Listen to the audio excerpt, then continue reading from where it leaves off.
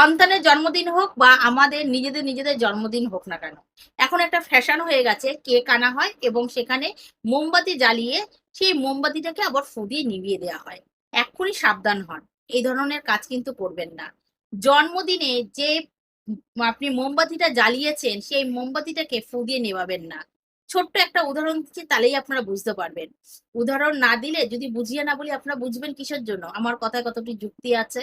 দেখুন, যখন কোনো ঘর অন্ধকার থাকে সেই অন্ধকারকে আলো করার জন্য আমরা প্রদীপ জ্বালাই।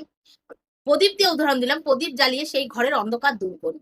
বা ভগবানের কাছে গিয়ে আনন্দে আমরা প্রদীপ জ্বালাই। প্রদীপ জ্বালালে কি আমাদের সকল মনোবাঞ্ছা পূর্ণ হবে এবং সেই প্রদীপের আলোতে ভগবানের মুখমণ্ডল দর্শন হবে এবং সেই দর্শন করে আমাদের জীবন যাতে সুন্দর হয় তাই জন্য আমরা প্রদীপ জ্বালাই। আর জন্মদিনের এত শুভ দিনে আমরা সেই প্রদীপটা জ্বালালাম, এই বা মোমবাতিটা জ্বালালাম, মোমবাতিটা জ্বালালে কি হবে? আমাদের জীবনে আলোতে আলোতে ভরে যাবে, মানে সবই শুভই শুভ।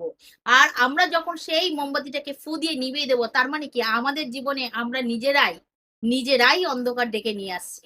মোমবাতি নিভিয়ে দিয়ে তার মধ্যে তো আলো থাকে না, তখন অন্ধকার ছাড়া আর কিছু থাকে না। এই জন্য ভুল করে জন্মদিনের দিনে যে মোমবাতিটা আপনি জ্বালিয়েছেন সেই মোমবাতিটাকে ভুলেও ফু দিয়ে নিভাবেন না, তাকে জ্বলতে দিন। হরি বল, হরি বল।